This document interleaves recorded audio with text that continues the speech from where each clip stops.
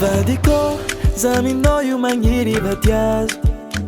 hitako ny tompo fitiavako anao na de efa antagna koa vadiko minitra vitsy anao tsy akeo mampiasa loha ndraiky efa tsy haiko ataoko fa igna koa tsy lela mamy na hoe fankadalana fontegna izy hanao safidy ny foko madio tsy lela mamy na hoe fankadalana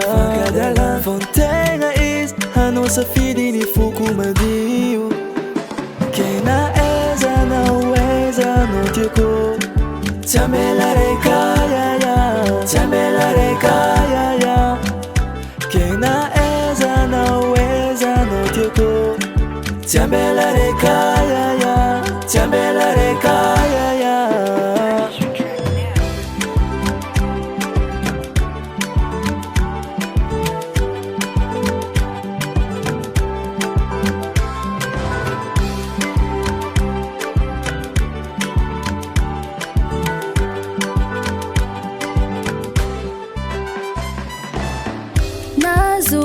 Vitady andrava fitiavako defa ninao raiky tsisy asitriky zaho bata raiky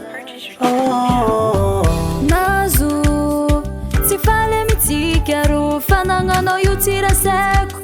ny ankoatranao efa tsy haiko tsy lela mamy na hoe fankadalana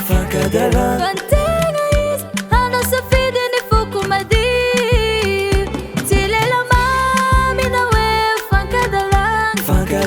Vantegna izy hanao safidy ny foko madio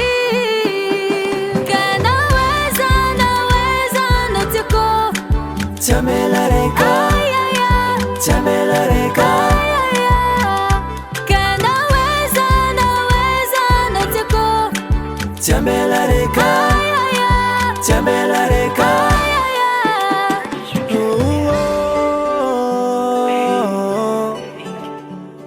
Hey yeah,